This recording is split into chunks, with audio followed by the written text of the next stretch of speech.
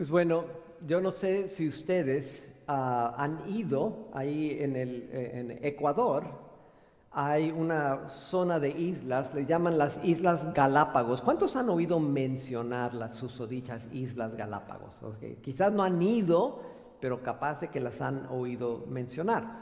Ahí tienen una toma aérea de estas islas y bueno, lo que las caracteriza es que son terreno algo árido, pero acá fue donde finalmente el famoso autor de la teoría de la evolución, Charles Darwin, fue en alguna ocasión y estuvo observando allí y a ver cómo estaba.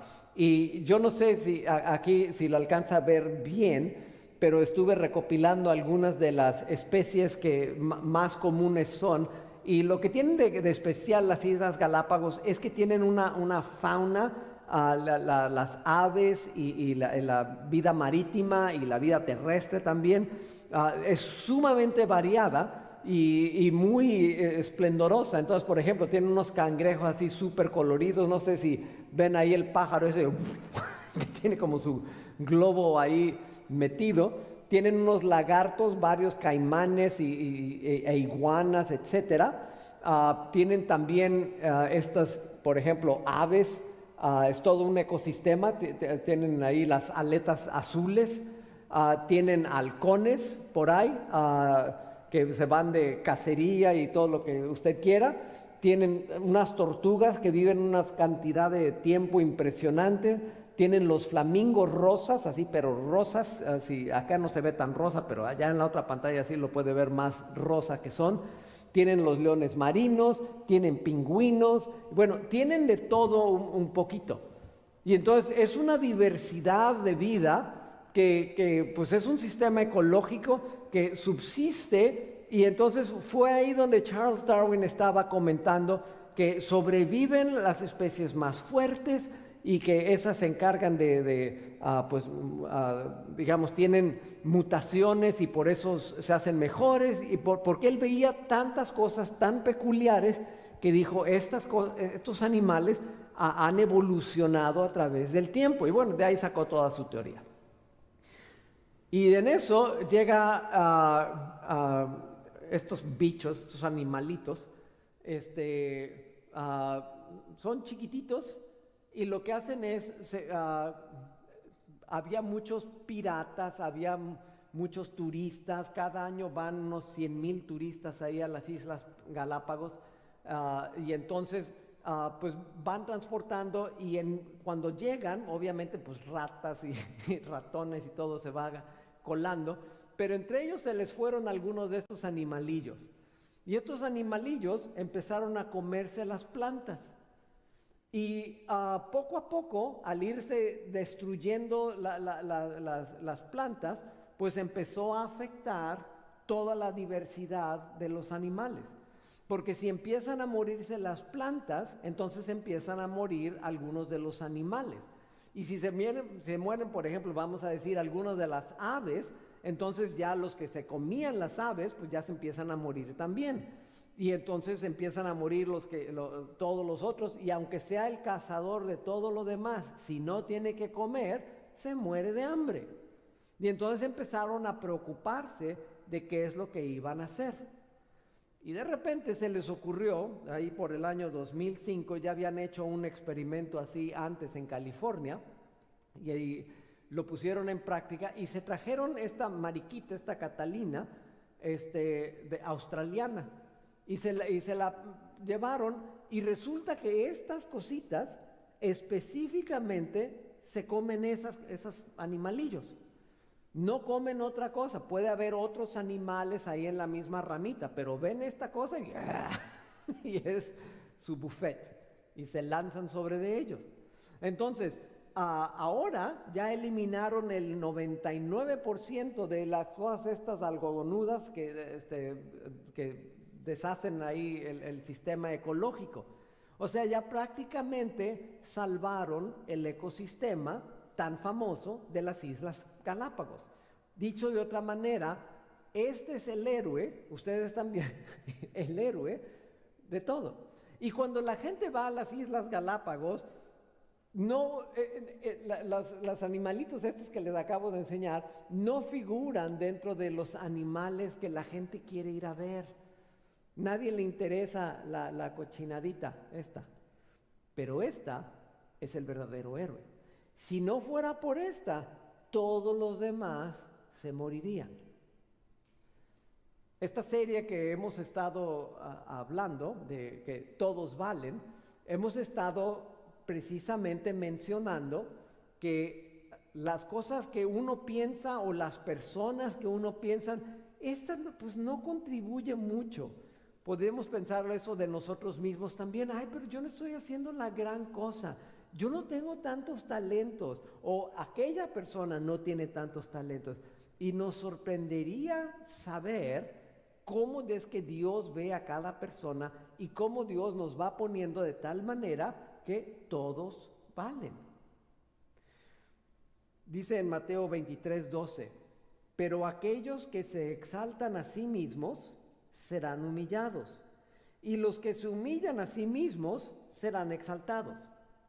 La semana pasada empezamos hablando acerca de la humildad, y cómo la humildad no significa rebajarnos hasta lo más bajo, simplemente la humildad es reconocer quiénes somos en Cristo, qué es lo que Jesús o qué es lo que Dios dice que somos. No necesitamos ser más, no necesitamos ser menos. Curiosamente, en lo que estábamos, justo antes de entrar, estábamos platicando mi esposa y yo, y ella me decía, ya tiene tiempo que no he puesto nada en los medios sociales. Dice, no siento la necesidad de comprobarle a alguien más que somos o lo que sea. O sea, somos lo que somos y con eso basta. Ahora, vamos a estar analizando hoy la historia de Pablo. Yo no sé si usted sabe, pero el apóstol Pablo escribió 2/3 partes del Nuevo Testamento. O sea, es una de las personas más claves en toda la historia. Algunos historiadores inclusive han dicho que Pablo fue más importante que Jesús, porque Jesús no escribió nada, pero Pablo sí. Ahora, yo no estoy de acuerdo con eso, pero digo, simplemente gente que analiza, dice, la influencia de este hombre, Pablo, es impresionante. Y hay personas que han analizado la vida de Pablo y dicen, espérate, él llevaba un estilo de vida y se convirtió radicalmente, y algo de eso vamos a ver ahorita, y entonces esa explicación es histórica, es un hecho que Pablo llevaba un estilo de vida así y entonces se cambió totalmente.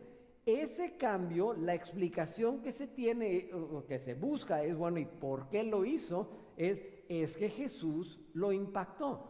O sea, tan solo, así como la resurrección de Jesús es impactante, la conversión de Pablo es impactante. Y entonces vamos a ver cómo en la vida de Pablo, y se los puse aquí, se requirió de muchos contribuyentes.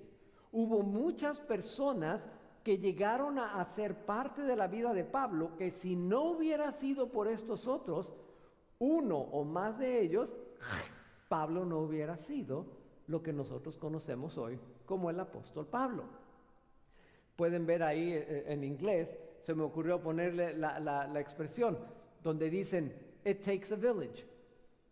Es un dicho en inglés que significa que para lograr ciertas cosas, por ejemplo, cuando un joven se gradúa de la high school, ahí están y dicen felicidades al chamaco, pero a los papás muchas gracias porque vaya, cantidad de gente aportó para que ese joven lograra salir adelante. Yo recuerdo cuando la primera semana que estuve aquí, me tocó que Levi se estaba graduando de la high school. Y sus papás estaban felices y tal. Sí, pues porque se requiere mucho esfuerzo, no solo del estudiante, sí del estudiante, pero no solo del estudiante. Lo mismo es cierto de Pablo, se requirió de muchos contribuyentes. Pero lo primero que vamos a ver es lo que veíamos antes. Nosotros decíamos, hablando de Pablo, él fue humillado por Cristo. Ahora, esto se lo digo porque esto aplica a todos, a cada uno de nosotros. Si nosotros no nos humillamos, como lo hablábamos la semana pasada, Dios nos hace el favorcito. Y Él viene y nos dice, a ver, yo te voy a poner en tu lugar. Y entonces vamos a ver acá la historia de Pablo. Dice, y vamos a leer varios pasajes. Bueno, mientras tanto, Saulo pronunciaba amenazas en cada palabra y estaba ansioso por matar a los seguidores del Señor. Así que acudió al sumo sacerdote. Le pidió cartas dirigidas a las sinagogas de Damasco para solicitarles su cooperación en el arresto de los seguidores del camino, así se le llamaba a los creyentes, que se encontraran ahí. Su intención era llevarlos, a hombres y mujeres por igual, de regreso a Jerusalén encadenados.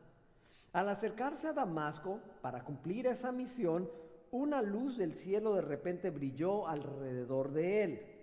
Saulo cayó al suelo y oyó una voz que le decía, Saulo, Saulo, ¿por qué me persigues? ¿Quién eres, Señor?, preguntó Saulo. Yo soy Jesús, a quien tú persigues, contestó la voz. Ahora levántate, entra en la ciudad y se te dirá lo que debes hacer. Los hombres que estaban con Saulo se quedaron mudos porque oían el sonido de una voz, pero no veían a nadie. Saulo se levantó del suelo, pero cuando abrió los ojos, estaba ciego. Entonces sus acompañantes lo llevaron de la mano hasta Damasco y permaneció allí ciego durante 3 días sin comer ni beber. Ahora, yo no sé en el caso de usted, cómo se sentiría usted si fuera Pablo. Pablo toda su vida había sido súper celoso de las cosas de Dios. Él era fariseo de fariseos, nos dice más adelante en algunos de sus escritos. Nos dice que él era celoso de las cosas de Dios, y así como se había educado a los pies de Gamaliel, o sea, del más acá, haga de cuenta que había ido a Harvard y había ido a Oxford a su maestría, o sea, tenía los mejores títulos de aquel día. Algo que vemos en Pablo y que es obvio, la gente que estudiaba en aquel entonces es porque era gente de dinero.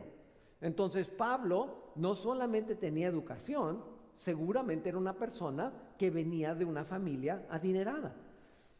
Pero de todas maneras, ese orgullo que él tenía de yo soy el defensor del camino de Dios, ¡puf!, se le vino abajo y Dios lo humilla.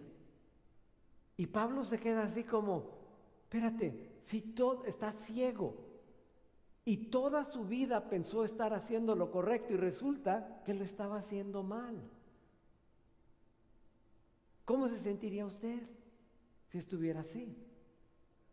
Y en medio de esa soledad, porque imagínense, Pablo pues estaba antes con los fariseos y los demás judíos persiguiendo a los cristianos, pero ahora pues ya se convirtió, ya ahora es seguidor de Jesús, porque le preguntó, ¿quién eres? Y le dijo, yo soy Jesús. Bueno, ok, ya te voy a seguir a ti, ciego, pero te voy a seguir, Jesús.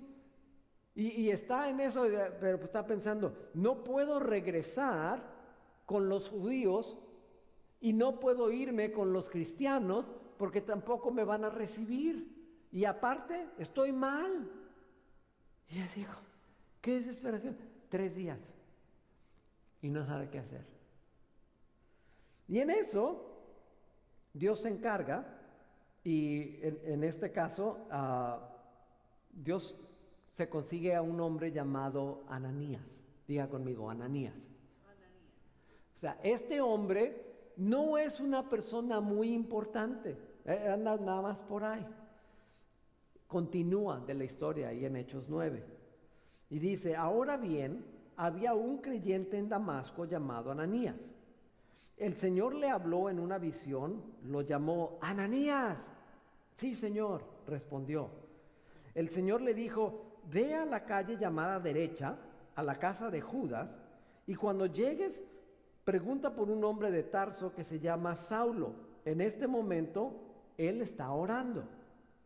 Le he mostrado en visión a un hombre llamado Ananías que entra y pone las manos sobre él para que recobre la vista.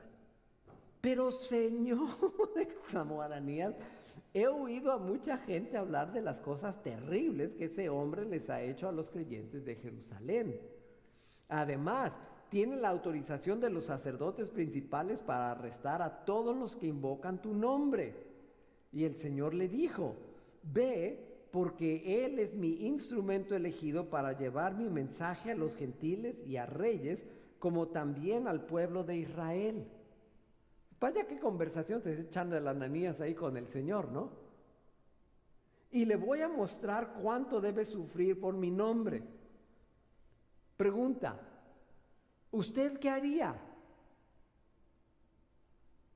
Si la persona que le está echando abajo su sistema de vida, de repente ahora se dice que ya es bueno, que es de los nuestros, dice uno, ajá, sí, ¿cómo no? Y dice el Señor, pues ve, y ahí va la Ananías, pues total, lo obedeceré. Así que Ananías fue y encontró a Saulo, puso sus manos sobre él, y no quiero que se pierda el impacto de estas palabras. Nos dice que llega y le dice, hermano Saulo, si usted se sintiera solo y abandonado, y dice, no puedo regresar con los judíos fariseicos, y no puedo proseguir con los cristianos, y llega un cristiano y le dice, hermano Saulo, así como, soy aceptado. De repente, tengo esperanza en donde estoy. Hermano Saulo, el Señor Jesús, quien se te apareció en el camino, me ha enviado para que recobres la vista y seas lleno del Espíritu Santo. Al instante, algo como escamas cayó de los ojos de Saulo y recobró la vista. Luego se levantó y fue bautizado. Y después comió algo y recuperó las fuerzas. Saulo se quedó unos días con los creyentes en Damasco. Dice uno, si no hubiera sido por Ananías, Pablo se hubiera quedado ciego y desahuciado. Pues eso es algo especial. Este Ananías, nosotros no lo vemos por toda la escritura, no nos dice que primera de Ananías ni nada así, no vemos cartas que él escribió, no vemos otra cosa de Ananías. Esta fue la aportación tipo mariquita que hizo Ananías. No fue que él fue una persona necesariamente muy importante, él fue sensible, fue humilde para decir, esta es la labor que el Señor me ha dado, esto voy a hacer. Y es suficiente.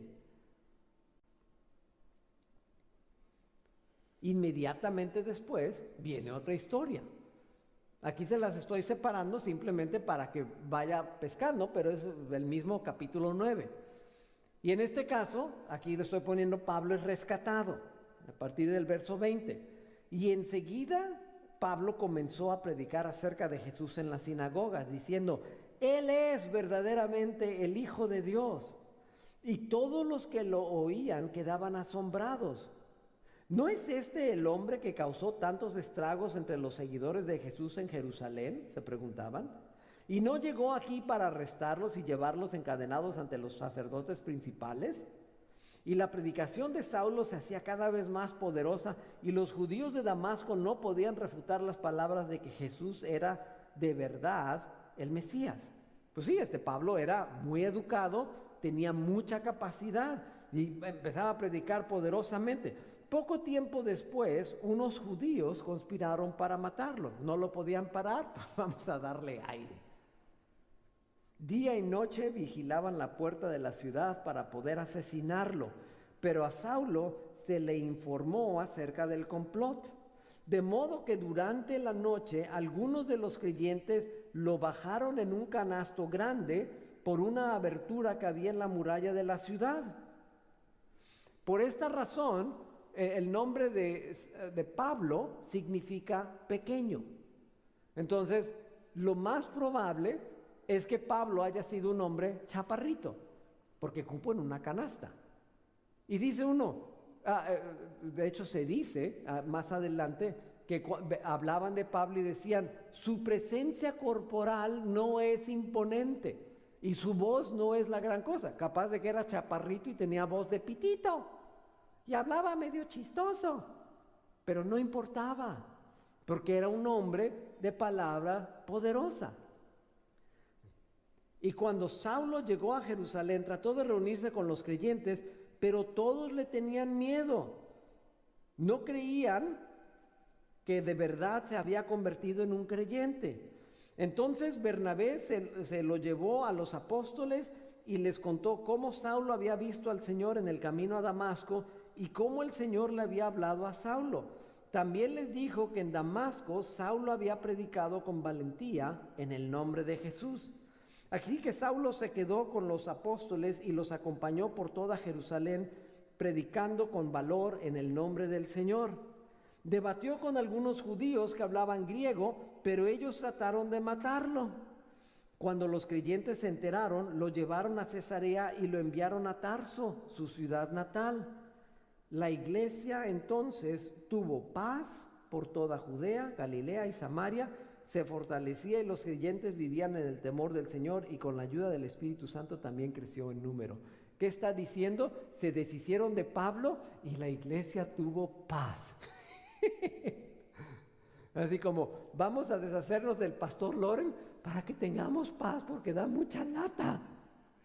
Es un hombre de Dios inquieto que no para, hay que hacer algo, vamos a enviarlo lejos, a ver.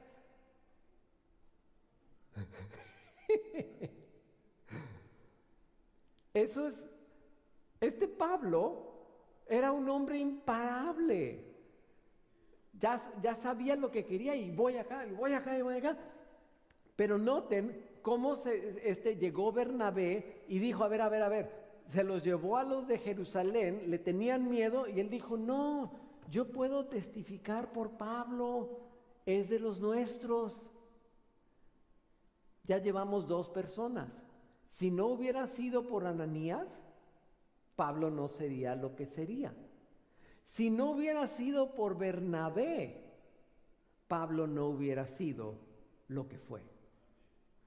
Mire, este Bernabé, él lo sabía del testimonio de Pablo, pero pues finalmente se deshicieron de él porque no lo aguantaban, era demasiada fuerza ahí. Y entonces dijeron, vamos a enviarlo lejos. Nos dice ya en el capítulo 11, mientras tanto, los creyentes que fueron dispersados durante la persecución que hubo después de la muerte de Esteban, viajaron tan lejos como Fenicia, Chipre y Antioquía de Siria. Predicaban la palabra de Dios. ¿Qué dice ahí? Pero solo a los judíos.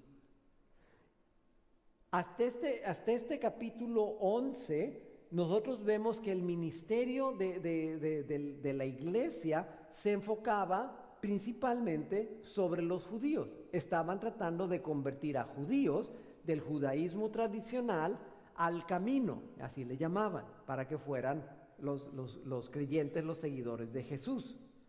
Sin embargo, algunos de los creyentes que fueron a Antioquía desde Chipre y Cirene les comenzaron a predicar a los gentiles acerca del Señor Jesús. Ahora, noten la escena. Nos dice que había creyentes que habían sido dispersados durante la persecución después de Esteban, que Pablo había sido el que provocó aquello.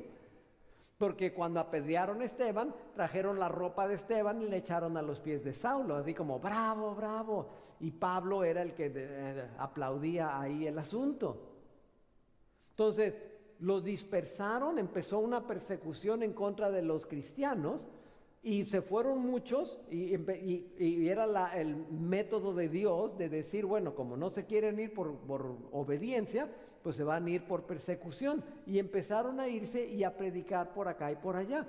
Pero nos dice que algunos se fueron más lejos y empezaron a predicarle a los gentiles. Y entonces el poder del Señor estaba con ellos y un gran número de estos gentiles creyó y se convirtió al Señor. Cuando la iglesia de Jerusalén se enteró de lo que había pasado, enviaron a Bernabé a Antioquía. O sea, ahora ya no son solo judíos los que se están convirtiendo, se están convirtiendo gentiles. La palabra gentil significa gente no cristiana, no judía, perdón. Y entonces era así como, ¿qué vamos a hacer? ¿Qué vamos a hacer? Vamos a enviar a Bernabé, es un hombre de Dios. Sí, ahí envían al Bernabé. Llega Bernabé y nos dice, cuando él llegó y vio las pruebas de la bendición de Dios, se llenó de alegría y alentó a los creyentes a que permanecieran fieles al Señor. Ahora estamos hablando de creyentes no judíos, estos eran gentiles. Y nos dice, Bernabé era un hombre bueno, lleno del Espíritu Santo y firme en la fe, y mucha gente llegó al Señor. O sea, él siguió en esto. Y entonces dijo, aquí está re buena la cosa, la gente se está convirtiendo, necesitamos más ayuda. Y entonces Bernabé sabía que había alguien que había sido llamado para predicar a los gentiles. ¿Se acuerda que se lo dijo a Ananías? Le dijo que Pablo iba a predicar a los gentiles. Y entonces está Bernabé y ve que se está convirtiendo la gente, que está llegando al Señor, y dijo Pablo, ya sé a quién me voy a traer. ¿A quién se va a traer? ¿A quién se va a traer? Dijo Ananías. Ananías, perdón. Dijo Ananías. Ok, pero bueno, aquí es Bernabé. Es que dijiste, dijo Pablo. Ok, no, sí, está bien. Corrección. Entonces dijo Bernabé, ¿a quién me voy a traer para que me ayude? A Pablo. Porque Pablo había sido llamado a predicar a los gentiles. Pero Pablo estaba perdido. Note qué es lo que dice aquí. Después Bernabé siguió hasta Tarso para buscar a Saulo. O sea, se habían deshecho de él a tal grado que ya ni sabían dónde estaba. Y tuvo Bernabé que ir a buscarlo. Paréntesis. Hay gente aquí que ha venido, ha creído en el Señor y ahorita no está. Y mi pregunta es, ¿dónde está? Necesitamos gente como Bernabé, que diga, debería de estar acá, estaba creciendo en las cosas de Dios y de repente ya no está creciendo. No, voy a ir a buscarlo. Y ahí va. Y en este caso va Bernabé y busca a Saulo, ya llamado Pablo, hasta que lo encuentra. Cuando lo encontró, lo llevó de regreso a Antioquía. Los dos se quedaron allí con la iglesia durante todo un año, enseñando a grandes multitudes. Fue en Antioquía donde por primera vez a los creyentes los llamaron cristianos. Pregunta, ¿quién es el cristiano más influyente en este momento? ¿Pablo o Bernabé? Bernabé. Y Bernabé está usando su influencia para poder introducir a Pablo al ministerio. Lo hizo cuando le tenían miedo y ahorita dijo, pues aquí están los gentiles, al Pablo es al que necesitamos, órale Pablo. Ahora, hay muchas otras cosas que suceden en la vida de Pablo, pero nada más quiero que vea quiénes son las personas claves. Ya llevamos dos, Ananías y Bernabé. Aquí son solamente 2 versículos. Ya más adelante en el ministerio, Pablo tenía ahí un discípulo. Uno de ellos era Timoteo, ¿ok? Otro era Tito. Y entonces nos dice aquí en 2 de Corintios, capítulo 7, versos 5 a 6, note, cuando llegamos a Macedonia, no hubo descanso para nosotros. Macedonia es así donde está Grecia. No hubo descanso para nosotros. Enfrentamos conflictos de todos lados, con batallas por fuera y temores por dentro. Diga conmigo, pero Dios. Esta frase, siempre que la vea, implica algo especial. Pero Dios, quien alienta a los desanimados, nos alentó con la llegada ¿de quién? De Tito. ¿Quién era Tito? Haga de cuenta que era Daimis, una persona relativamente nueva en las cosas de Dios. No es la intención ofender Daimis, pero... O sea, no era el pastor Lauren, que ya tenía muchos años en el ministerio. O sea, Tito apenas iba empezando en las cosas de Dios. Apenas era un joven, y así como, y está el gran apóstol Pablo, y llega el Tito y ¿para qué soy bueno? y Pablo, ay Tito, qué bueno verte. Y lo consuela. Nada más con su llegada. Tito fue una persona influyente en la vida de Pablo. El sobrino de Pablo, en este caso, vamos a leer la historia. A la mañana siguiente, un grupo de judíos se reunió y se comprometió mediante un juramento a no comer ni beber hasta matar a Pablo. Eran más de 40 los cómplices en la conspiración. Fueron a los sacerdotes principales y a los ancianos y les dijeron: nos hemos comprometido mediante un juramento a no comer nada hasta que hayamos matado a Pablo. Así que ustedes y el Concilio Supremo deberían pedirle al comandante que lleve otra vez a Pablo ante el concilio, aparenten que quieren examinar su caso más a fondo y nosotros lo mataremos en el camino.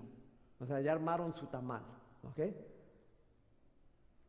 Pero el sobrino de Pablo, note que estamos aquí en Hechos 23, el hijo de su hermana se enteró del plan y fue a la fortaleza y se lo contó a Pablo. Y Pablo mandó llamar a uno de los oficiales romanos y le dijo: lleva a este joven al comandante, tiene algo importante que decirle. Entonces el oficial lo hizo y explicó: el prisionero Pablo me llamó y me pidió que le trajera a este joven porque tiene algo que decirle. El comandante lo tomó de la mano, lo llevó a un lado y le preguntó: ¿qué es lo que quieres decirme?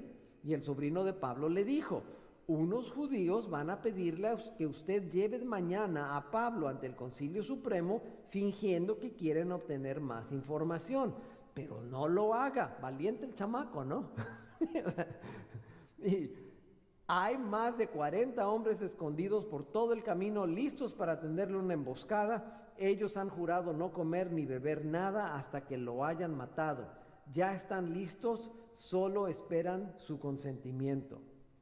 Y entonces le contesta: que nadie sepa que me has contado esto, le advirtió el comandante al joven. Y bueno, ya no vamos a leer el resto de la historia, pero finalmente trasladan a Pablo bajo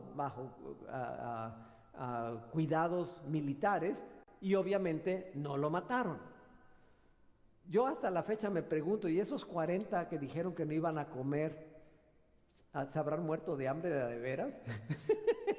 O nomás era así como, oh, ya el quinto día, sexto día, ya no, zafo, ya no juego, así no juego.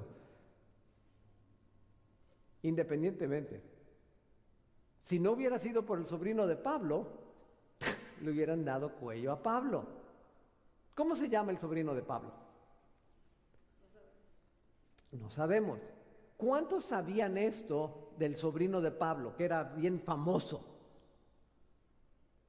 Y dice uno, si no fuera por este chamaco, que ni conocemos su nombre, y no se repite en otro momento, salvó la vida del apóstol Pablo. La iglesia cristiana no sería la misma si no hubiera sido por el chamaco este. Y entonces es otro de esos casos donde dice uno, bueno, pues ¿qué onda? Luego viene otra persona crucial en la vida de Pablo.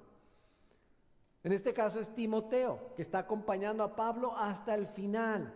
El libro de los Hechos termina en el capítulo 28 y nos dice que Pablo está encarcelado en Roma y que recibía gente en su casa, una casa alquilada, y ahí les predicaba. O sea, tenía plena libertad. Entonces, estuvo encarcelado Pablo, pero aparentemente lo liberaron y después fue encarcelado otra vez. Pero en este encarcelamiento nos dice acá Pablo en 2 Timoteo, que es su última carta, su última epístola, y aquí nos da a entender que de esta no se va a escapar. En este encarcelamiento, hasta aquí llegó. Dice Pablo, en cuanto a mí, mi vida ya fue derramada como una ofrenda a Dios. Se acerca el tiempo de mi muerte. He peleado la buena batalla, he terminado la carrera y he permanecido fiel. Ahora me espera el premio, la corona de justicia que el Señor, el juez justo, me dará el día de su regreso. Y el premio no es solo para mí, sino para todos los que esperan con anhelo su venida. Timoteo, por favor, ven lo más pronto posible. Demas me abandonó porque ama las cosas de esta vida y se fue a Tesalónica. Crescente se fue a Galicia y Tito a Dalmacia. Solo Lucas está conmigo. Trae a Marcos contigo cuando vengas. Y va a decir, ¿cuál Marcos? Juan Marcos, el autor del Evangelio de Marcos, con el cual, o por el cual, Pablo y Bernabé se pelearon, porque se puso de chamaco fresa ahí el Marcos, y, Bernabé era sobrino de Bernabé, entonces Bernabé dijo, no, este es mi sobrino, yo lo voy a defender. Se fueron y total, fue todo un dilema, pero ahora Pablo reconoce que Marcos le conviene que esté con Pablo y dice, trae a Marcos contigo cuando vengas, porque me será de ayuda en mi ministerio. A Tíquico lo envié a Éfeso. Y cuando vengas no te olvides de traer el abrigo que dejé con Carpo en Troas. Tráeme también mis libros y especialmente mis pergaminos. Y vas a decir, bueno, ¿y qué tiene que ver todo esto? Que Pablo está solo, pero tiene gente que sigue con él. Está Timoteo, habla de Tito, habla de Marcos. Y dice uno, si nosotros hubiéramos tenido la oportunidad, había muchos cristianos que no estarían muriéndose de ganas por estar con Pablo. Pues aparentemente no. Y no voy a tratar de explicar por qué sí o por qué no. Lo único que quiero decir es que Timoteo, él acompañó a Pablo hasta el final. Timoteo, el sobrino de Pablo, Bernabé y Ananías. Y hubo otros, obviamente. Pero estas eran personas claves, como la mariquita, que si no hubiera sido por ellos, si no hubiera sido por las pequeñas o grandes intervenciones que tuvieron estas personas, Pablo no hubiera sido lo que fue. Vamos a concluir. En el caso de usted y en el caso de otros, para que usted y otros logren su propósito en Dios, se va a requerir, como en el caso de Pablo, de muchos contribuyentes. Se va a requerir que haya gente que aporte a la vida de usted. Pero en el caso de otros, que usted aporte a las vidas de ellos. Y va a decir, ¿y yo qué voy a aportar? Pues hágale como Tito. Llegó y con su presencia animó al apóstol Pablo. ¿Cuál es el llamado de Dios sobre la vida de usted? ¿Qué es lo que usted puede hacer para que otras personas claves conozcan a Dios y su camino y empiecen y entren y sigan, y al rato cuando lleguemos al cielo van a preguntar, oye, Leví, quiero presentarte a alguien acá? ¿Ah, sí? ¿Qué? Mira, ¿ves a esta persona? Y ya va a contar una historia. Yo no estaría aquí si no fuera por Leví. Porque aquel día, cuando nos encontramos en la tienda, él oró por mí y fui a casa y ya nos cuenta toda una historia. ¿Cuáles son las historias que usted puede escribir? Son impresionantes. Pero quizás usted está viendo y dice el caminito y dice, no, pues está medio complicado, Señor. Yo no sé si quiero caminar por este puente está medio 2 que 3. Se va a caer. ¿Para qué quieres que camine? Señor, ¿seguro que es este el camino? Está complicado. A nosotros nos gustan los puentecitos bonitos, donde se ve esplendoroso, es cómodo, se siente seguro y decimos, así sí se hace. Pero lo que pasa es que Dios está preparando que nosotros lleguemos a un punto donde, ¿y ahora cómo le voy a hacer?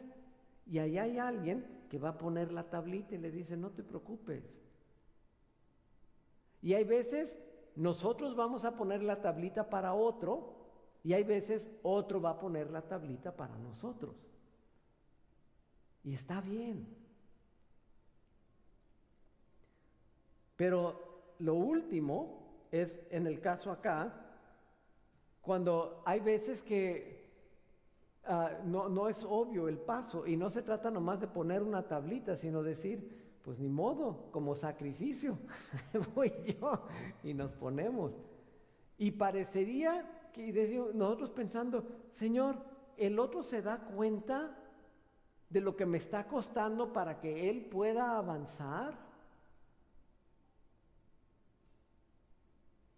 ¿Acaso se acordará de lo que hicimos en su vida? Y puede ser que no. Puede ser que al otro se le suba y se le olvide que en algún momento necesitó la ayuda de alguien para llegar a su destino. ¿Está usted dispuesto? El que se humilla será enaltecido y el que se enaltece será humillado. Pablo lo vivió. Esa ley aplica para todos. Pero cuando Pablo fue humillado, entonces ya pudo ser enaltecido. ¿Usted quiere llegar a hacer cosas grandes? Pues en algunos casos va a tener que permitir que alguien más pase. Y en algunos casos alguien más se va a poner para que usted pase. No se olvide de esas personas. Le tengo una última pregunta y con esto terminamos. ¿En qué área puede usted contribuir al desarrollo de otros? Sean creyentes o no creyentes. O sea, por ejemplo, ahorita, una de las áreas donde necesitamos ayuda aquí con nosotros es con el ministerio de niños. Gloriana me encanta, es muy linda. No habla español, pero ahí está dándole clases a los niños. Sería genial que tuviéramos alguien aquí que dice, pues yo quiero darle clase a los niños. Vamos a enseñarle a los niños. Sí, ¿por qué? Porque vemos que son como futuros Pablos, que tienen mucho potencial. Y que créame, no solo es la intención cuidar niños. Queremos instruirlos en las cosas de Dios para que sueñen en grande y aprendan cómo vivir los principios para que se dediquen a las cosas de Dios. Se sorprendería de las cosas que se pueden lograr cuando un niño pesca las cosas. Luego tenemos, aquí no están Juan y José Ángel, están acá atrás. Están operando ahí las cámaras y todo para que la enseñanza esté saliendo vía internet.